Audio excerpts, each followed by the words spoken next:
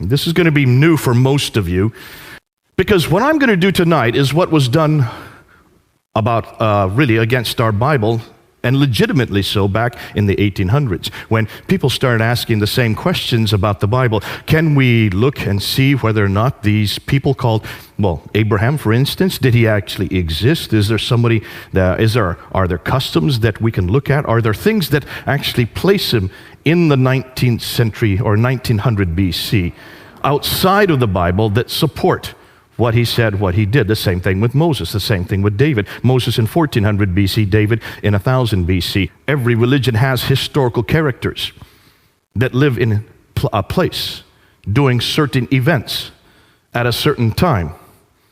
Names, dates, places, and events. Those are the 4 historical questions we should ask of every book, not just the Bible, the Upanishads, the Vedas, the Bhagavad Gita, the Book of Mormon, different books that are claimed to be religious books, and certainly of the Quran.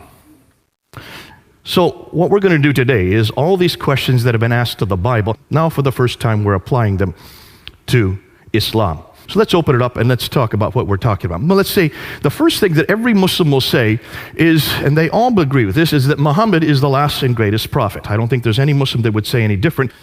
They would also say the Quran was his revelation sent down only to him between 610 and 632. It's the final revelation. It's the greatest revelation. It's the seal of all revelations, like Muhammad is the seal of all prophets. He is the final prophet. Therefore, Islam is the final religion based on Muhammad's life.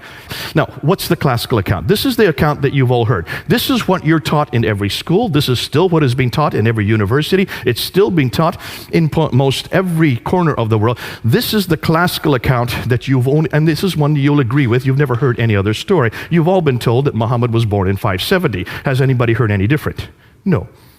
There's no reason not to hear any different, because that's all that we've ever heard. We also have been told that in 610, he went away from Mecca, he went to the Hira cave, which he would go there quite often to meditate, and there in the middle of while he was meditating, suddenly an angel appeared to him, Jibril, and says, Akra, that means recite.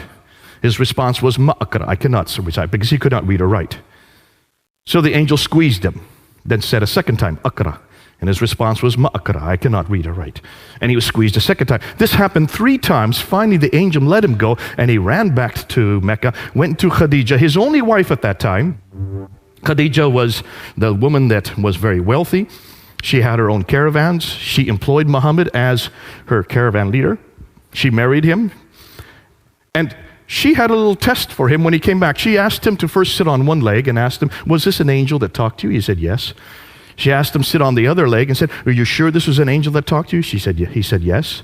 She finally disrobed in front of him and then asked the third time, were you sure that this was an angel? And he said, yes. After that, she knew he was telling the truth, because no angel would ever be in her presence disrobed. So she went and told her cousin, Waraka ibn Nawfal, what Muhammad had said. Waraka ibn Nawfal was a Nestorian Christian, so we're told, according to traditions. And it was Waraka ibn Nawfal that then turned to Muhammad and said, truly, what has happened to you, you have been seen by an angel. This is a revelation that is coming to him, that you are a prophet. Interestingly, it's a Nestorian Christian that gives the authority for Muhammad as a prophet, one of the ironies of history. After that happened, then many revelations started to come from 610 on, and we call these the Meccan revelations. Up from 610 to 622, he started receiving these revelations that are in the second part of the book, the latter part of the Quran. In 621, he woke up in the middle of the night and he was told by the angel to get on the back of a winged horse called the Burak, which flew him up to Jerusalem. And there at the rock, where the dome is now built, the Dome of the Rock, at that rock he then ascended to 7 heavens, met Allah. Allah said to pray 50 times a day. So he came down to the 5th heaven, met Moses, and asked him how many times he'd ask you to pray. He said 50. That's way too many. Go back up and see if you can get it down. So he goes back up to Allah and gets it down to 45. He comes in down to the 5th heaven, and Moses, see if you can get it down more. And so he bounced back and forth between the 7th and the 5th heaven, bringing it down from 45 to 40 to 35, down to 15, 10, and finally 5 prayers. Once he got it to 5 prayers, then Moses says, fine, go on back down to earth, which he did, which is one of the another ironies of history, that the reason why Muslims pray 5 times a day is because of Moses. Isn't that fascinating? And this all happened in 621. Am I changing the story, or have you all heard this story? So far, I've kept exactly to what every Muslim will tell you. In 622 then, he then moves from Mecca up to Medina. This is called the Hijrah, the Exodus. And he moves, some of the traditions say there were 80 of his followers, others say there were 200. Nonetheless, he had a small group of men and women that he moved with, called the Hijrah. He moves up to Medina, and then the reason why he goes to Medina is because the Ansar, the natives of Medina, they were having problems with the Jews who controlled all the commerce. They needed someone who was neutral to arbitrate between them, and so that's why they brought Muhammad up. He was neutral. So he was there as an arbiter between the Ansar, the Arabs, and the Jews. Now, that arbitration happened for about 2 years. That continued for 2 years, from 622 to 624. It didn't work, because after 624, then, that arbitration broke down. He still continued to receive revelations, and these revelations continued from 622 to 632, the last 10 years of his life. Once these arbitrations broke down, once the Jews no longer accepted him as a prophet, he no longer accepted them. In 630 then, he goes from Medina and he just walks right into Mecca and takes it over. No war, no battle, he takes it over. And then he dies in 632. Some say he was poisoned, but what we do know is that he did die, and at that time, the Quran had yet been written down. It had been memorized by many of the companions. Parts of it had been written on bones, stones, some had been written on bark, but it had not been written down completely when he died. After he died, Abu Bakr takes over. Abu Bakr rules from 632 to 634. He dies normally. Then Umar takes over, and he rules from 634 to 644, the next 10 years. He then is killed. Uthman takes over, and he then rules from 644 to 656. It's during his ruling, the third caliph, his ruling, that the Quran was written down. 650 to 652 is when the Quran was finally written down, roughly 18 to 20 years after Muhammad's death. This is what the classical account says. This is what I've been taught. This is what you've been taught. This is the only story you're going to hear. And then Uthman is killed, and Ali, the adopted son of Muhammad, then takes over, and he is considered to be the legitimate heir because he is adopted by Muhammad. Muhammad didn't have any heirs. He had 2 sons, but they died in childbirth. He had 4 daughters, but they could not be his heirs. And that's why Ali had to be his heir. Ali then takes over, and then he is killed at the Battle of Siffin in 661. Now, that is the story you've all heard. Have any of you heard any other story? No, I don't hear and see any hands. For a very good reason. There is no other narrative. That's the only narrative we're given. There you can see now where this is all happening. It's all happening in this red area here. From the birth of Muhammad in 570 up until the death of Muhammad in 632. Everything that took place during Muhammad's life is in that red area. Now, when should that have been written down? You would like to think it was written down, everything I've just told you, should have been written down while Muhammad was still living, or immediately afterwards, right? You would like to think so. It would make sense, because we're not talking about a time when people could not read or write. People could read or write. Listen, the Bible had been written long before this. We have a copy of the New Testament right here in London from the 4th century. This is the 7th century. 300 years earlier, they had already written the Bible down, and certainly people could read or write in this part of the world. Why? Because take a look and see what they controlled. They now controlled the central part of Arabia. These people were merchants. They should have been able to read or write. Muhammad could not, but certainly Khadija could, his wife. And he has a secretary named Zayd ibn Thabit. Zayd ibn Thabit is his secretary. What do secretaries do? They write, don't they? By definition, he should have been able to read or write. So you would have hoped that someone could have written down all the story that I'm just telling you about in this period, or immediately after here. When do you think this story that I've just told you was written down? It wasn't written in that period at all. It wasn't written in the 7th century at all. Not even the same century that Muhammad lived. In fact, it first gets written down by this man here, Ibn Ishaq, in 765. Muhammad died in 632. But we don't have any of his material. We're dependent on this man here, Ibn Hisham, to know about what Muhammad did. We have nothing before Ibn Hisham. And look at the date when he died, 833. 632 Muhammad dies. We have no biography of Muhammad until 833. That's 200 years later. So basically what we're saying is, everything we know about Muhammad, about what he did, doesn't get written down till over here, 200 years later. What about his sayings? Al-Bukhari is the one that first writes down his sayings.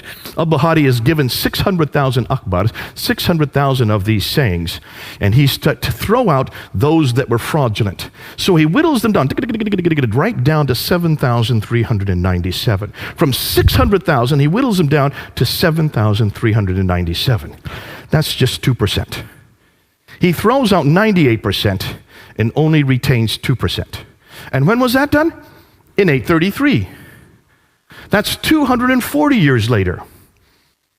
How did Al-Bukhari know what to retain? How did Al-Bukhari know what to throw out? Did he know Muhammad? No, he didn't. He lived 240 years later.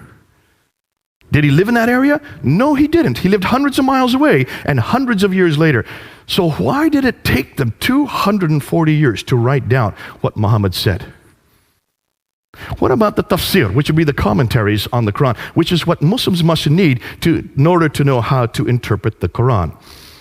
You have many, many tafsir. You have Al-Tabari. In fact, Al-Tabari is the first to write down a tafsir. Take a look at his date. 923. That's the 10th century. 300 years later, because Muhammad died in 632.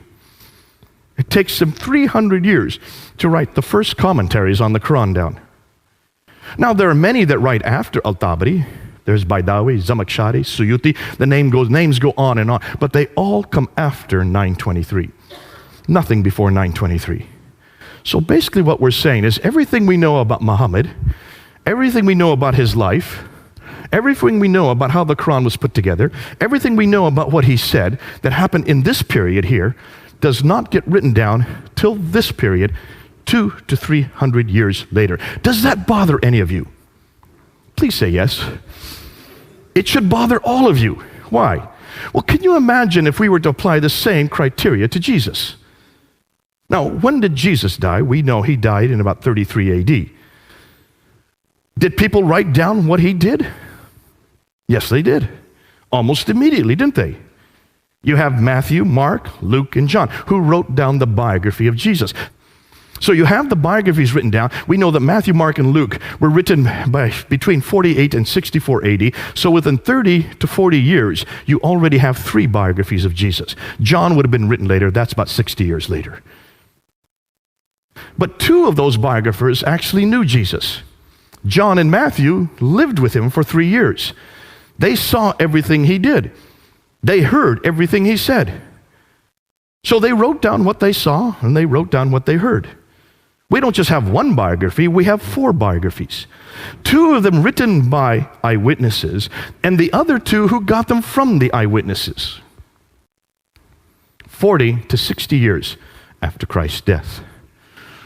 What about the tafsir of Jesus? That would be the commentaries. Well, the tafsir of Jesus would be the letters of Paul. He was the one that actually commented on what Jesus did. What Jesus did, he showed how to apply what Jesus did in Ephesus, in Philippi, in Corinth. Those are the commentaries on Jesus' life. And Paul was beginning to write down within 15 years of Jesus' death. Not 300 years, but within 15 years, Paul was writing down these tafsir of Jesus. Do you see the parallels? What about the Tahrik, the histories of the early church? The book of Acts, written by Luke. And we know the book of Acts had to be written between 52 and 62 AD. Jesus died in 33 AD. So within 20 to 30 years, you have the Acts of the Apostles written. Which means everything we know about Jesus is written down within 15 to 60 years while the eyewitnesses were still living. John was still living. He was the last to write something down. Whereas everything we know about Muhammad is written 200 to 300 years after the fact. Ooh my, look at the differences. That's why I love my Bible.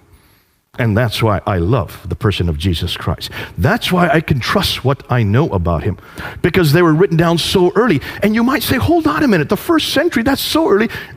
Could people read or write? Listen, these were fishermen. How did they know how to read or write? Well, Matthew wasn't a fisherman. He knew how to read or write. And John used a scribe to write for him. Luke certainly was a doctor. He knew how to read or write. And Mark knew how to read and write. Of course they knew how to read or write. And Paul, goodness sakes, he was one of the most intelligent men of his day. Of course he knew how to read or write. So why could not the Muslims, where were their Pauls, Lukes, Johns, Matthews, and Marks? Where are their readers and writers? Why could they not do the same thing in the 7th century or the 8th century? Why do we have to wait to the 9th century to have anything written down? Here's the questions. This is their concerns. If so much of the history of early Islam was written down so late, why did it take so long to write it down? Were these people illiterate? I hear that all the time whenever I ask my Muslim friends this. They were illiterate. I said, hold on a minute. No, they weren't illiterate. By 642, within 10 years of Muhammad's death, Basra, Baghdad, Damascus, Jerusalem, and Cairo were controlled by Islam, or at least by Arabs. Those are huge cities. These had lots of libraries. They could read and write for hundreds of years, thousands of years in these cities. Please don't say no one knew how to read and write in those cities. By 685, by the time Abdul Malik comes to power, all of North Africa, all the way from Spain in the west, in the other direction, all the way to India in the east, that whole swath of land was under their control. Are you telling me that from Spain to India, nobody could read or write? Not one person? No, of course they could read or write. In fact, they tell me that the Quran was written down by Zayd ibn Thabit in 632 to 634. Within 2 years of Muhammad's death, the Quran was first written down by a man named Zayd ibn Thabit, who was the scribe of Muhammad, the secretary of Muhammad. His whole job was to read and write. So where did the 9th century biographers get their material from? And since we don't have anything before the 9th century, can we trust it, since it's so late? Shouldn't we go back to the period these events took place? Shouldn't we go back to the 7th century and see what we find?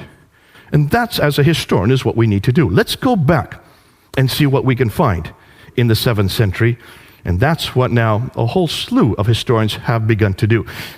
If when you look at the Quran, take a look at all the stories in the Quran, they just don't make sense for a 7th century environment. They make much more sense once the Muslims or the Arabs had moved out into the diaspora, where they would have come across these stories. Because these stories, actually, we know where the stories come from. Story of Cain and Abel in Surah 5, Ayah 31. That comes from the Targum of Jonathan ben Uzziah. The story of Abraham in Surah 21, Ayah 51 to 71. A great story but it does not come from the Bible. It actually comes from the Mishnah Rabbah.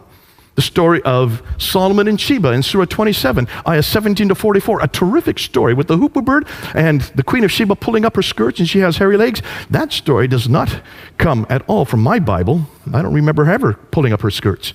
Nor do I remember a hoopoe bird that could talk.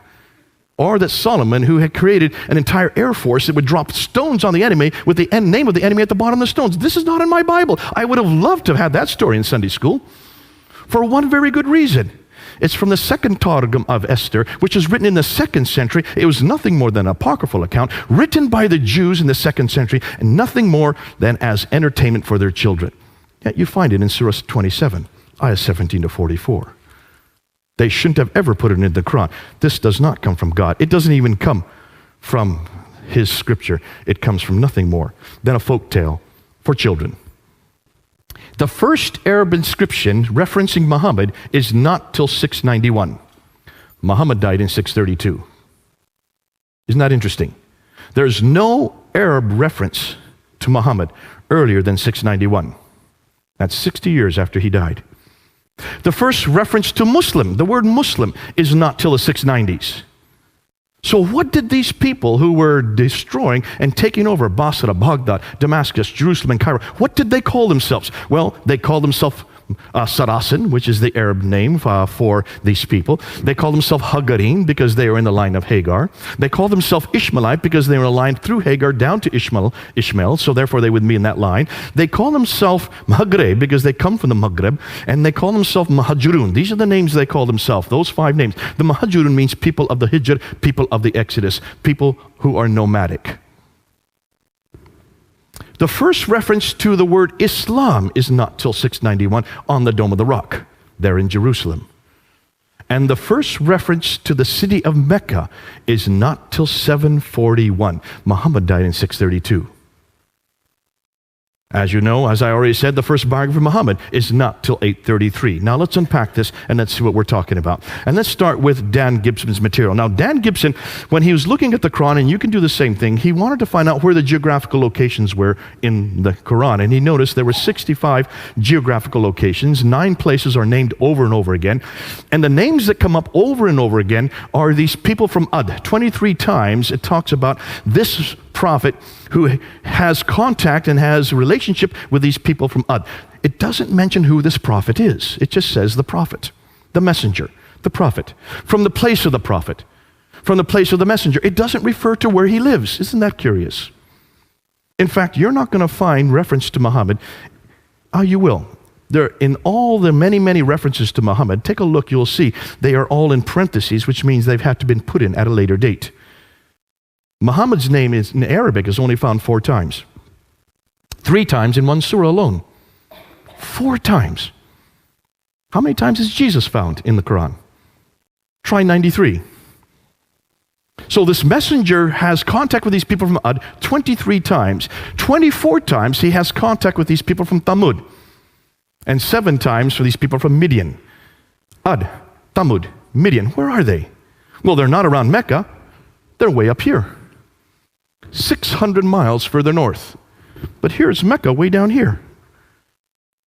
If he's living in Mecca, how come he's having these contacts, daily contacts with people that are 600 miles away?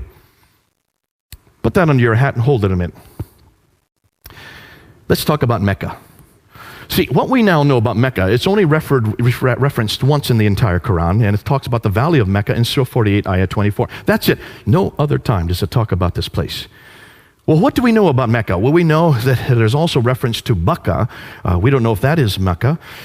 We know that if you look at the traditions and you add them with the Quranic material, we do know right there that it's in a valley. We know that there's a parallel valley where the Mecca is. We know that it has a stream going through it, that it has a pillar of salt outside of it, because when this prophet goes past in the morning, he passes the pillar of salt. That's the wife of Lot. And when he comes in the evening, he passes that same pillar of salt. More than that, we know that there are fields, clay, grass, trees, loam, and olive trees. That's curious. And that there are mountains overlooking the Kaaba. Now take a look at every one of these references. None of these fit Mecca. Mecca is not in a valley. There is no parallel valley. There is no stream going through it. It only has one well, the Zamzam well. It could not have accommodated any caravans. It does not have tree, fields, clay, glass, or any suggestion of any olive trees, because olive trees only exist in the Mediterranean, 600 miles further north. There are no olive trees at all in the Arab Peninsula. So, all of these geographical references make no sense for Mecca. Now, according to Islam, Mecca is probably the oldest city in the world, because according to Surah 7, Ayah 24, when Adam and Eve, when they were up in the Garden of Eden, which is up in space, when they were thrown out of that garden, they were thrown down to earth. According to the traditions, it was Mecca that they were thrown down to. So it would be the earliest sanctuary for all of mankind. We also know in Surah 21 that Abraham is in Mecca. He is there, and he goes into the Kaaba and he destroys the idols. That's in Surah 21. So in 1900 BC, Mecca should have existed if Abraham's there, right? We also know from all the traditions that Mecca was the center of trade, north, south, east, and west. That's why it became rich. That's why Muhammad was there. He was a trader. So, it's the mother of all settlements, according to Surah 692, Surah 42, Ayah 5. Adam and Eve came from there. Abraham came from there. Muhammad was born there. And it's also where the Qibla, the direction of prayer, every mosque should be facing Mecca. Correct? From 624 on, it should be the case, because we do know, according to Surah 2, ayah 145 to 149, that Muhammad, when he moved to Medina in 622, he redirected the Qibla back up to Jerusalem so that it could accommodate the Jews. After 624, the Jews would not accept him as a prophet, so suddenly he gets a new revelation in Surah 2 to redirect the Qibla back down to Mecca. So from 624 on, every mosque should be facing Mecca, right? Now, take a look at this Byzantine map of the trade route from the 7th century. What's missing? Can you find Mecca? This is a copy of a Byzantine map from the 7th century. Mecca isn't there. This is where Mecca should be, right here. It's not on the map. Here's a map of trade routes from the 7th century. These are Arab trade routes. These are not Byzantine trade routes. These are Arab trade routes. Where's Mecca? It's right where that question mark should be. When we look at the earliest maps, we can't find Mecca on any of the maps. This is the map that Patricia Corona looked at, and this is the one that got her curious. She was shown this map. This is a map that's not from the 7th century. It's a map that was made today in the 20th century, redacted back to the 7th century to show you what the place looked like. And when she looked at this map, she noticed that all the trade would have come from here in India and China further away. They couldn't go that way because of the Hindu Kush and the Himalayas. So all the trade used to come across the Arabian Sea over here into the Persian Gulf and used to go that direction up to the Mediterranean world. Are you following me there? The problem is that the Sassanids who were here were warring against the Byzantines who were there. So they were warring back and forth for 200 years from the 5th, 6th, and 7th century. So that shut down the trade from going up the Persian Gulf. They had to redirect the trade from India across the Arabian Sea down to here in Aden.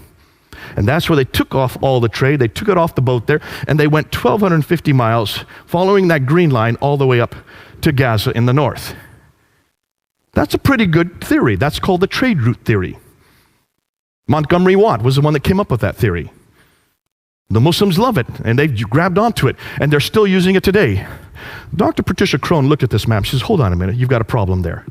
Let's see if any of you can find that problem. My 10-year-old son found it within 2 minutes. I'm not going to give you 2 minutes. Can any of you see a problem with that theory right there by looking at that map? No? No one's going to try? Should I give you a hint? Water. That's a pretty big hint. Go ahead, sir.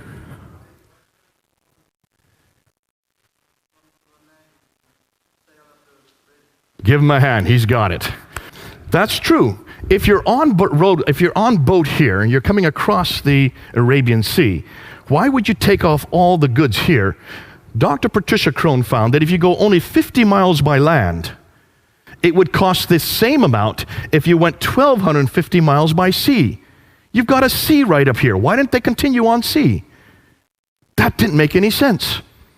So she decided to go back and check this out. Now remember, she reads and writes 15 languages. So she went back to the original sources of all the trade documents. She went to the 1st, 2nd, 3rd, 4th, 5th, 6th. She went to all the centuries leading up until the 7th century, read their trading documents, looked at them in the original language, and she noticed that all the trade coming from India and China, all of it came right across the sea and went right up the Red Sea. And the Arabs had nothing to do with the trade because they did not like boats. They were camel herders. They liked the desert. That's why you don't have any ports along here. There was only one port that she could find. All the ports were on this side in Africa, and the people that controlled the trade were from this area, from Eritrea. The documents, the trading documents that she found over here had Eritrean names or Ethiopian names, African names. They were the traders, which makes a lot of sense once you look at the map. Then she noticed something else. Take a look at there. Here's the trade route, the line, the green line. It comes up to Taif.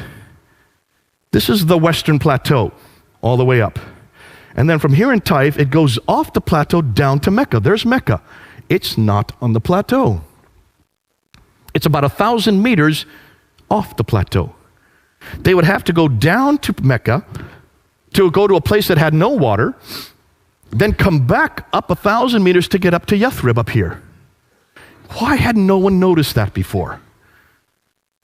This is nothing new. It's been around for hundreds of years. Why did no one notice that Mecca's not on the trade route? It would have made no sense to be on the trade route. Why? Because it's too far down. It had no water. So she decided to look and see what was it that made Mecca, if it had anything that made it rich. She was told, according to the trade route theory, that it had 15 spices. And that's why it became rich. So she wrote her book, and she decided to do research on all 15 spices. And she found that none of the spices, except for 2, even came from Arabia. They either came from India and China, or they came from Africa. The only 2 spices that came from Arabia were frankincense and myrrh. And they came from the southern part, the Hadramat, this part here, which is Yemen and Oman today. Nothing about any spice from this part of the world. The only trade she could find that were going up the Western Plateau was milk and leather. You cannot create an entire empire made out of milk and leather. Now, when she came out with this book, it blew open everything we knew about Mecca. She decided, well, let's find out what people knew about Mecca. So she went to every document she could find. She found documents written here in Ctesiphon, which is way up here. That is Baghdad, right up there. It's called Ctesiphon. That's the old name. They had come down here to Yathrib and they came across silver. They had silver mines all over Yathrib. That's not too far from Mecca. Yathrib is what is Medina today. She looked at their documents. No reference to any place called Mecca. She couldn't find any reference from the 1st century, from the 2nd century, from the 3rd, 4th, 5th, 6th century, from the 7th century. No reference to Mecca. So when did she find Mecca? Not till 741. 741. Muhammad died in 632. She couldn't find any reference to Mecca earlier than 741. That's a whole over 100 years later. So what is this city? Where is this place that Adam and Eve were sent down to? Where is this Kaaba that supposedly Abraham rebuilt with Ishmael? In fact, she found out, not just Hitti found this out, in almost every one of those oases, in Najran, in Sana, in Taif, in Yathrib, in Tabuk, in Khaybar, all of these oases had Kaabas. It was quite normal to have a Kaaba. You have a Kaaba with gods in it, idols in it, then when the merchants would come along, they would go and pray to their idol, and you would get money for it. It was a great way to enrich yourself. There wasn't just one Kaaba. There were many, many Kaabas. Why hadn't anybody noticed this before? Well, take a look at modern Mecca today. Maybe you've seen this picture. Look what they're doing to Mecca. Here is Muhammad's house, where he grew up, where he was born. They're now destroying his house. Here is Khadija's house, where his wife grew up. They're now destroying her house. Why are they destroying these houses? And why are they cementing it all up? Any idea? Folks, can you see what's happening as we speak? Muslims all over the world are upset. But the Saudi Arabian government is continuing. They're going to build 62 of these buildings all around the Kaaba, so that all the rich Muslims can have air conditioning when they come to do the Hajj. That's their reasoning for it. You can see why. Mecca did not exist before 741. It's too late. So if Mecca didn't exist before 741, what are you going to do with the Qibla, the direction of prayer? Every Muslim must pray towards Mecca. Am I correct? And it doesn't matter where you are in the world, you always pray towards Mecca, towards that building right there, the Qibla. In Surah 2, Ayah 143 and 145, the direction of the Qibla was then redirected down to Mecca. That would be in 624, the date they give. But here's the problem. Archaeologists are having a difficulty. As early as 1905, 2 archaeologists, one called Dr. Creswell and Dr. Fedavadi, in 1905, were traveling in that part of the world. You can't go there anymore, but back then you could. And they were looking for the earliest mosques, and they wanted to go to find these mosques that were in the 7th century. So they went to mosques, one mosque in Wasit and another mosque in Kufa, which is in what is today Iraq. And they started digging down to the different layers till they got to the original floor plan of these 2 mosques. And when they found the original floor plan of both Wasit and Kufa, they noticed the Qibla was not facing Mecca. It was facing directly west. When they went to Egypt, outside Egypt is Fustat, the garrison town. When they went to the mosque in Fustat, just outside of Cairo, when they dug down to its original floor plan, they noticed that the Qibla was facing east. It should have been facing south. It should have been facing down here. But Kufa and Was were facing that direction. Fustat was facing this direction. If the earliest mosques that we've been able to find are facing west and east and not south, then it looks like we have a different Qibla. Jarki of Edessa in 705 also said that the Qiblas. So from all this it is clear that it is not to the south that the Jews in the Maghreb, Maghreb is the name for the Arabs at that time, in the regions of Syria prayed, but towards Jerusalem. He thought it was Jerusalem as well. He was actually wrong.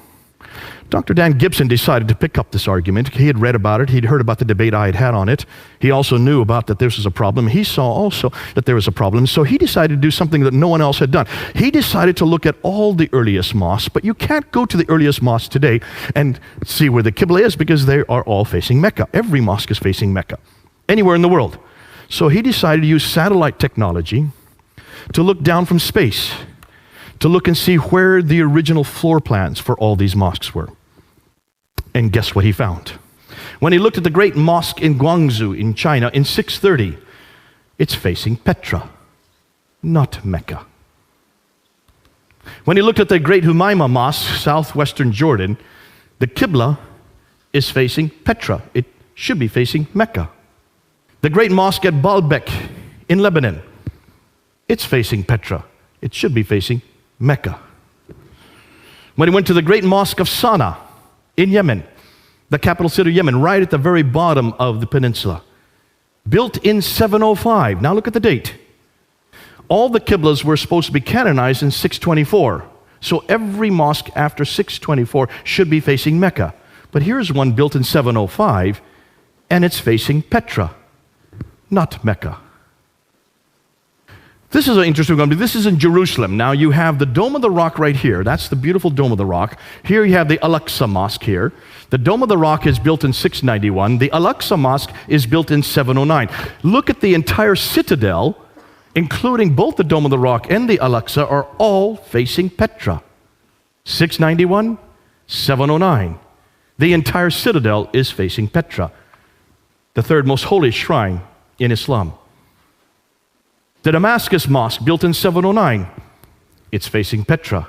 It should be facing Mecca. The Anjar Mosque in Lebanon, look at the date, 714. It's facing Petra. It should be facing Mecca.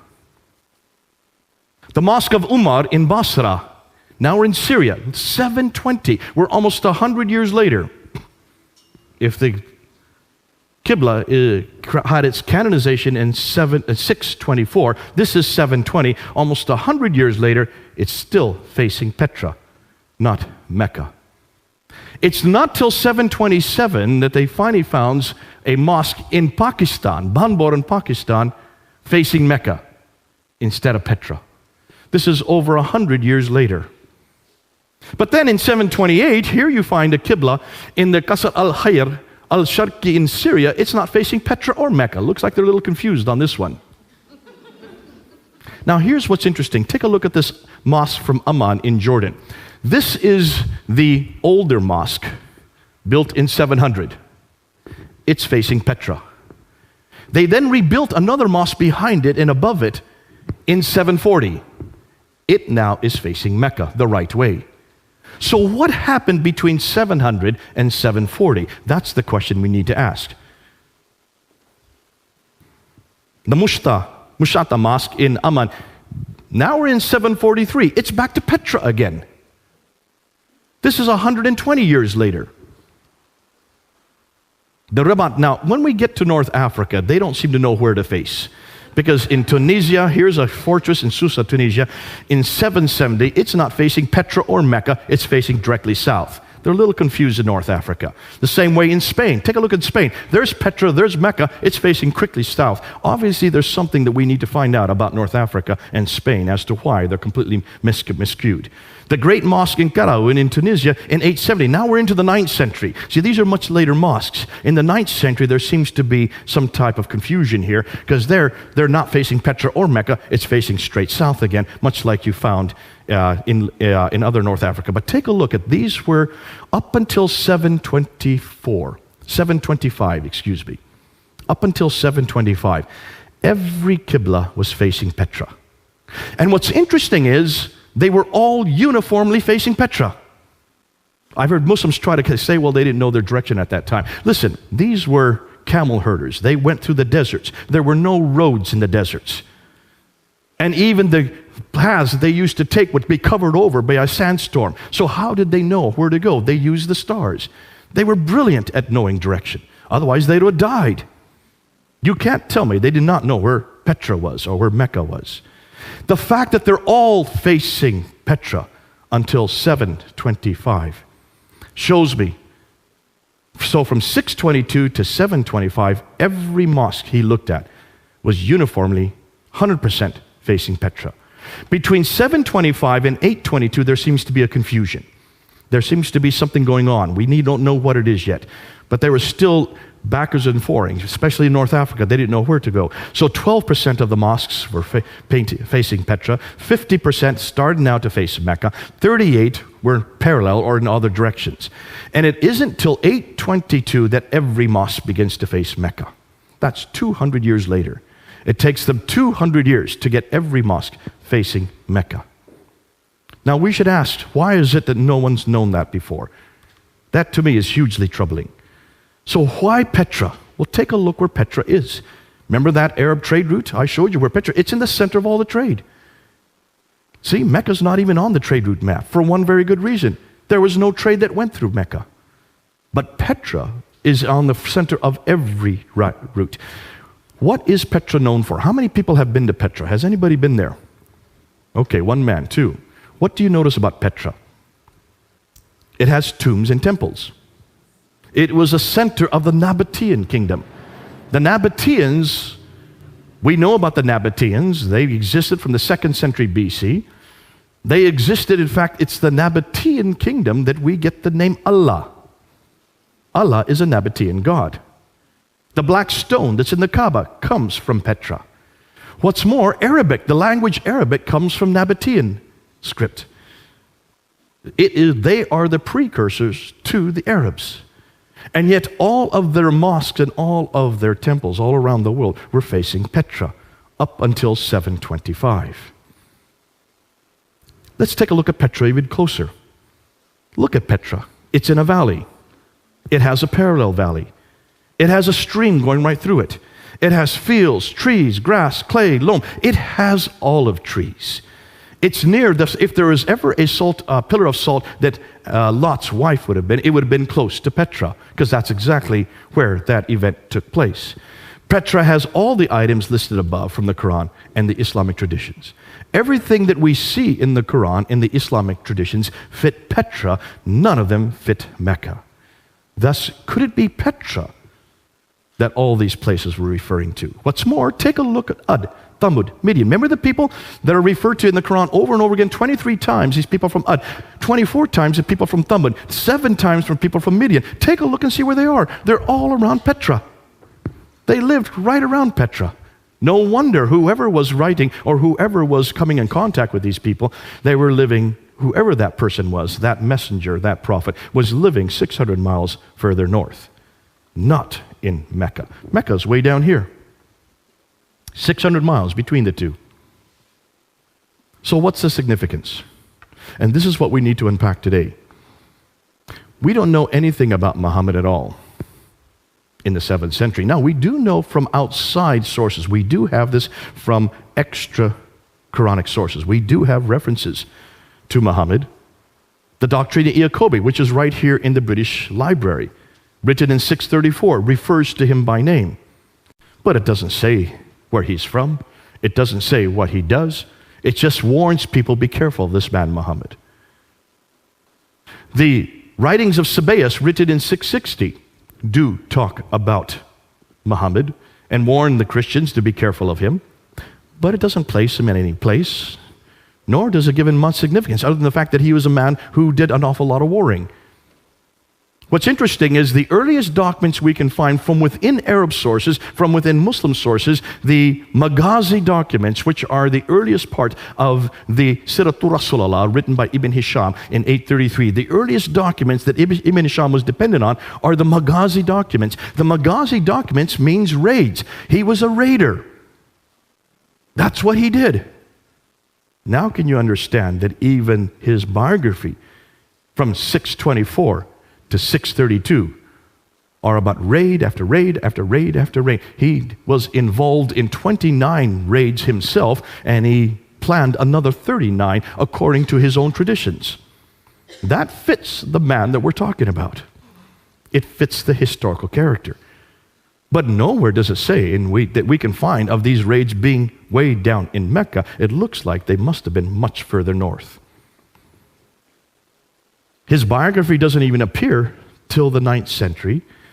His city doesn't appear till the 8th century, 741. Thus, much of what we know of Muhammad is written down hundreds of years later and hundreds of miles away. It looks like he is nothing more than a later redaction, possibly Abdul Malik. So Humphrey's conclusions, Islam and the Prophet's life as we know it, was not derived from the 7th century, but evolved over a period of 200 to 300 years and redacted back onto the Prophet's life and compiled in the 9th century. So here's the million-dollar question. What really happened? Now, I have to be careful because this is what I think. I may change tomorrow. I may have a complete different scenario in 1 year because we're now getting lots of material that's coming in. But this is where I think, this is what I believe. This is just me. This is what I think happened looking at everything that we've got so far. And this is a what-if scenario, okay? To make sense of all this, I think we need to go back to Abdul Malik. And this is what it's not just me saying this is what almost all the historians are saying. You need to start with Abdul Malik, who ruled Islam from 685 to 705. He was the second caliph amongst the Marwanid caliphs. Marwan came into power in 680. Before that was Sufyan family from 661 up until 680. So for the first 20 years of the Umayyad Caliphate, it was a Sufyani family. Marwan finally takes over. Marwan's son, Abdul Malik, is the great Arab reformer. He is known as the great Arab reformer. You can see the Arabs control that part of the world. Therefore, by the time he comes to power, they had controlled that part from 642. So for 40 years, they had now controlled that part of the world, the central part, the area where Jerusalem is, where Damascus is, where also Petra is, also where Mecca and Medina would be. For 40 years, however, they did not control it. They were nothing more than nomads. These nomads that went and took over the Sassanid Empire and then took over the Byzantine Empire. Remember that map I showed you? Remember, those two empires were much more sophisticated. They were empires that had huge cities. The nomadic Arabs did not have big cities. They were nomads. They just had little oases. Therefore, they didn't know how to run cities. That's the first question we should have been asking. How could a nomadic people have such sophisticated rules and regulations dealing with so huge metropolitan areas? Unless, of course, these rules and regulations come much later. Remember that map that we have of the Sassanid Empire? They had two groups, the Lakhmids and the Ghassanids, that they would pay to keep the Arabs in the desert. The Ghassanids were paid by the Byzantines, and the Lakhmids were paid by the Sassanians, the Persians. And as long as they got paid, these groups kept the nomads in the desert. But after 200 years of warring with each other, the Sassanids against the Byzantines, they ran out of money. This is well known. Once they ran out of money, they no longer played the Ghassanids, and they no longer played the Lakhmids. And so therefore, the nomadic Arabs could just move right into these empires. And they did. This is well known. This happens all the time. The Mongols did it much later. The Visigoths did it in Europe. Barbarians who come into much more sophisticated environments. What happens when barbarians take over sophisticated environments? They don't know how to run cities. The Arabs didn't know how to run any of these cities. So what do? They stayed outside the cities. They built garrison towns. But someone had to run these cities. Who would they have chosen? Well, they chose people like them. People who also came from Abraham, but not through Ishmael, through Isaac. Cousins, Jews and Christians, who did know how to live in cities, and they were also very literate, and they were also very academic. And that's why they used the Jews and Christians to run the cities for them, because they were cousins of Abraham, people of the book, Al-Kitab. What's more, these people, because they were so close to them, then took on a status called Mauli or Moali. This is well known, that they took on like an indentured status. They could not actually be Muslims unless they converted, but there was no such idea of Muslim at this time. There was no name of people called Muslim. There was no religion called Islam. We don't have those references until 690. So for 40 years, these Arabs were dependent on the Jews and Christians to run everything for them. Now, what happens after 40 years? You can see the problem. By the time Abdul Malik comes to power, he realizes that there is no Arab identity. He needed an Arab identity. You want to create your own identity. It's very clear that the Arabs did not have a prophet. It's very clear that the Arabs did not have a book like the Jews and Christians had. They had a whole line of prophets. They had whole slews of books, 66 books. Nothing in the line of Ishmael. But you're the ones that now control the world. You control all these Jews and Christians. So we know, and this is well known, that Abdul Malik is known as the great Arab reformer. He's the one that introduces Arabic as the international language. He is the one that introduces this Arab identity. This is well known. We can see that because when you look at Abdul Malik, take a look at the coins, and they're right here in the British Museum. Look at the coins. So the coins that the Byzantines had were the emperor with two retainers on either side, and then they would have an orb with the Byzantine cross. On the back side is the Byzantine cross. When the Arabs took over, they had to keep the same coinage so they could still continue having commerce with all the people in that type of the world. But what they did is they took off the Byzantine emperor and they put the caliph here. So this is the caliph with two retainers. No longer is there an orb with a cross. You notice. The back side still looks like a cross, but it's missing the cross piece. So no one would confuse that this is a cross to make it Arab. All right? But how can you have images of caliphs on the back of coins? Are Muslims allowed to have images anywhere? These are the coins that are introduced by the Umayyads, the first Muslims, supposedly, right? Coins, every caliph had their image on their coin. Until you get to Abdul Malik. Abdul Malik first introduces himself with an image. But then he takes it off and he introduces these coins. In 691. In 691, he introduces coins with only Arab script. He takes off the image and introduces an Arab script. And take a look what's on that coin. For the first time, you see the Shahada. That's the first time we see the Shahada. I lie. It's the second time we see the Shahada. The first time we see the Shahada is on the Dome of the Rock. Who is the one that builds the Dome of the Rock? It's Abdul Malik. The Dome of the Rock is considered to be the third most holy shrine in all of Islam, right? Am I correct on that? Ask any Muslim why the Dome of the Rock is built, and they will tell you, well, that's where Muhammad went to the seven heavens. Remember I said that earlier tonight, right? That's the story that happens in 621. It's called the Miraj, and it's to commemorate that event, which means that building should have some reference to that occasion, right? Take a look at the Dome of the Rock. Look where it's situated. See, Abdul Malik does not live in Jerusalem. He does not live in Medina. He lives in Damascus. Why in the world does he not live in Mecca? If that's the seat of the world, if that's where God is, why doesn't he have his capital in Mecca? Or at least in Medina? He's way up in Damascus, about 1,000 miles further north. But then he comes to Jerusalem in 691 and builds this large building. The Dome of the Rock. Take a look where it is. Here is the Church of the Sepulchre, which is the center of Christianity at that time. The Dome of the Rock is built on the other valley, across the valley from it, and higher up. He builds it higher up so it has ascendancy. It's bigger than the Church of the Sepulchre. It's the biggest building of its kind. Basically what he's doing is, we are now the rulers. We are now greater than you Christians. We now have the biggest building of our time in 691. And then what does he do on the inner ambulatories? This is the only part of the building. So he uses Byzantine architecture to build the building, much larger than and more prominent than any other Christian building, in the holiest city for Jews and Christians. That's why it's not in Damascus or Mecca. But it's supposed to refer to the Miraj. But take a look at the inscriptions. Now, remember, just to remind you, the Dome of the Rock has been destroyed and rebuilt 11 times.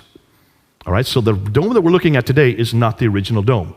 The only original part of the dome that still exists today are these two inner ambulatories in the middle, in the center. These two colonnades right here, that and that. Those are the only part of the dome that is from the original building, all right? So you need to look at the inscriptions on those inner ambulatories. And when you look at those inscriptions, take a look at them and you will see there's nothing at all about the Miraj. There's nothing at all about Muhammad going up to the 7 heavens, coming back down 2 heavens, meeting Moses and going back and forth between Allah and Moses, or 50 prayers. Yet that's why Muslims tell us the building was built. So what's on those inscriptions? Well, take a look. Surah 1:12. There is no God but God. He is one. He has no associate. Who's that against? Jesus. Say, He is God, the one, God, the eternal beside of all. He begetteth not, nor was begotten. Who is that against? Jesus, the begotten Son. And there is none comparable unto him. Muhammad is the messenger of God. Here you see Muhammad's name introduced. This is the first time Muhammad's name is introduced on any Arab inscription or architecture. This is the beginning of the introduction of Muhammad. And it's on the Dome of the Rock. In contradistinction to who? To Jesus. If you want to find out why Abdul Malik built that building and why he made it higher than the Church of the Sepulchre and across the valley on the highest point of Jerusalem, just look at the inscriptions. He's now introducing his own prophet, greater than Jesus. His name is Muhammad. He is the messenger of God. So if you're going to create an identity, you've got to have your own prophet. Because so far they've been dependent on all the Jews and Christian prophets. That's why 19 of the prophets that are listed in the Quran all come through Isaac. Where is the prophet that comes through Ishmael? Only Ishmael's name is there. They need a prophet to create that identity. They build a building. They introduce his name. And then they put it on the coins. Significance? He is the one that introduces this identity, beginning with the Dome of the Rock in 691. It's larger than any other non-Arab structure. It's facing the Arab sanctuary, Petra. It incorporates inscriptions against Byzantine Christianity. It introduces their faith. This is the first time we see the name Islam on the Dome of the Rock. It introduces their people. This is the first time we see reference to Muslims. And it introduces their prophet. This is the first time we see a reference to Muhammad. Isn't that interesting? But this is 60 years after Muhammad died. 60 years later, these three are introduced on the Dome of the Rock. More than that, the Caliphal protocols. So these are the protocols, these are the official documents written by the caliphs from the Sufyani period all the way up into the Marwanid period. And he noticed that every one of these official documents always began with the Bismillah. But it's not the Bismillah we know today. Bismillah, Al-Rahman, Al-Rahim is not there. It's a completely different Bismillah. What's more, it doesn't talk about Muhammad. There's no reference in any of these caliphal protocols about people called Muslims, about a religion called Islam, about a prophet named Muhammad, or about a book called the Quran. Missing in all these protocols. Yet these are supposedly the first Muslim protocols by the caliphs, the first Muslim caliphs. This continues right up until Abdul Malik. And then he comes across Abdul Malik's protocols. And then he noticed in 691, almost overnight, Muhammad's name is introduced. It happens overnight. His name is introduced, the Quran is introduced, the name Muslim is introduced, and so is the name Islam.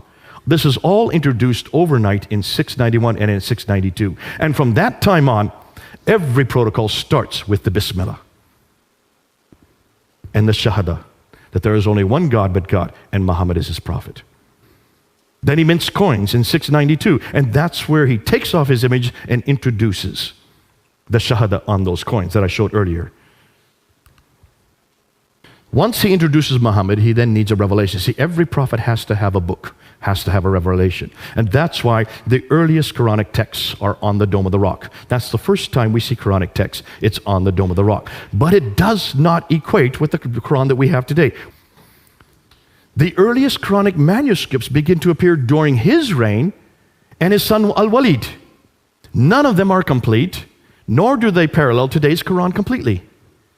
They continue to be changed and corrected up until the 9th century. The sanctuary Petra is then destroyed in an earthquake in 713. What happens whenever a sanctuary is destroyed? Well, as the people know, whenever their sanctuary is destroyed, that means God no longer has favor with that sanctuary. You've got to change your sanctuary, because this is God's way of saying, this no longer is my sanctuary. Because earthquakes always come from God back then. So where are you going to change it to? Well, you're going to go back to where the Marwanids came from. The Marwanid family comes from the Hijaz, from Central Arabia. So they then bring it down and they introduce it in Mecca. That's why Mecca was chosen. It looks like Mecca was a pagan, probably a Nabatean pagan shrine that they took over, kept the practices that were still there, and tried to infuse some theological meaning. But it doesn't make sense when you look and see who God is and what he has done historically. So they chose Mecca. Now that the Muslims have a prophet, Muhammad, and they have a revelation, the Quran, now they got a revelation and a prophet, they need a sanctuary, so they choose Mecca. Now that they have the three ingredients, they now need to have a history. You've got to create a history. You've got to put Muhammad in his own place. You've got to put him in his own milieu. Now can you see why it took them for another 100 years to finally get that together? By the time they get the Sirah in 833 and the Hadith in 870, they also need to have rules and regulations. Take a look when all four schools start to appear. The Hanafi school, the Maliki school, the Shafi school, the Hanbali school. They all begin to appear in 820 and later. Nothing before 820. That's the 9th century. 200 years later and hundreds of miles away. Why? Because now the laws have to be created. And that's why they borrowed right, left, and center from Roman law and also from Sassanid law, Persian law.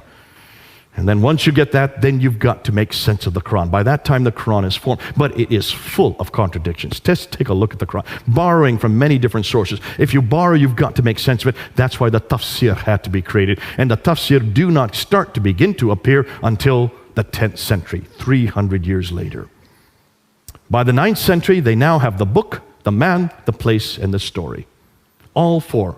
But that's 200 to 300 years too late. So, what about Muhammad? Since much of what we know about early Islam is now in doubt, since nothing is known of Muhammad until the late 7th century, or Mecca until the 8th century, or his history until the 9th century, hundreds of years later and hundreds of miles away, can we conclude that Islam is nothing more than a later redaction possibly begun by Abd al-Malik, then continued on by his descendants, Al-Walid and others, proving Muhammad had nothing to do with the Quran? So, who is he? And what is his purpose? They've got the wrong man at the wrong place, doing the wrong thing at the wrong time. What about Jesus? We know where Jesus was born. That's pretty clear, in Bethlehem. We know where Jesus grew up, in Nazareth. We know where he died, in Jerusalem. We know what he did especially for the last 3 years. We know from eyewitness accounts, Matthew and John. We know from hostile accounts. Look at Thallus, Tacitus, and Josephus. They are the ones that tell us about the crucifixion. They are the ones that give us his name. Thallus and Phlegon were debating about the crucifixion in 52 AD. These were Greek historians. These were not Christians. And they mentioned that when Jesus died, 20 years earlier, because 52 AD is just 20 years after the crucifixion. Within 20 years, they were debating the fact that when he died, the sun went dark and the earth shook. That's a Greek historians. Tacitus, who had nothing good to say about Christianity, he hated Christians. Yet he's the one that says that this Jesus died during the time of Pontius Pilate under the rule of Tiberius. In 33 AD. That's why we know that he died in 33 AD, because of Tiberius, the historian, writing at the end of the 1st century. So there's a Roman historian giving us reference to Jesus. What about a Jewish historian like Josephus, the greatest historian of his age, writing in Rome? He says in the early 2nd century, he talks about Jesus. He even mentions the brother of Jesus, mentions about the death of Jesus, and mentions about the death of his brother James. And then curiously, he also happens to mention that the Christians believe that Jesus rose again. The only reference we have to the resurrection from outside a biblical source comes from Josephus, a Jewish historian. So there you have a Greek historian, you have a Roman historian, you have a Jewish historian, all talking about Jesus and his death. That's why we know and we can be sure of what he died and where he died. No doubt about his historicity. Thus, we have the right man at the right place, doing the right thing at the right time. That's why I love my Jesus.